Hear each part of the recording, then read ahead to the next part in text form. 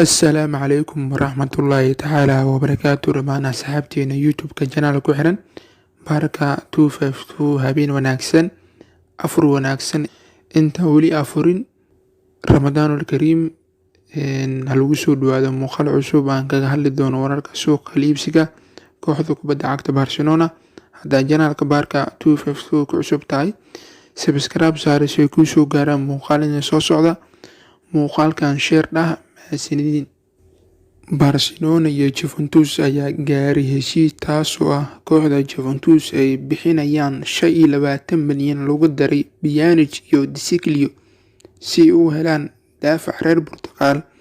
Kooxda Barcelona Nelson Semedo haligeyga kooxda kubadda cagta Barcelona Xavi Hernandez ayaa kooxdiisii hore Barcelona kula taliyay inay la soo saxiixato Sadio Mane xiddig reer Senegal.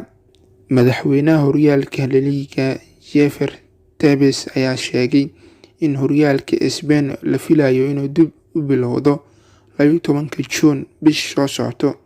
Tebes ayaa ugu hambalyeeyay horyaalka Bundesliga sida wacan ee dib loogu soo laabtay, isagoo sheegay inay cashir ka baran doonaan. Bundesliga Jarmalka ayaa dib u bilowday isbuucan iyadoo horyaalada kale caalamka la filayo inay dib u bilowdaan waqtiga soo aadan.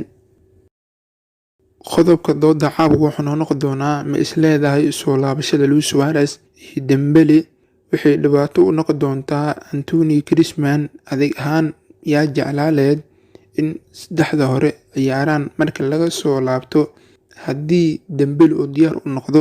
aragtidaadu waa muhiim. qodobada aan kusoo qaadanaya liiga Barcelona Xavi oo Barcelona kula taliyay inay soo qaataan Sadio Mane iyo Barcelona heli doonto Pjanic iyo De Sciglio haddii ay bixiyaan Nelson Semedo. aragtidaadu waa muhiim.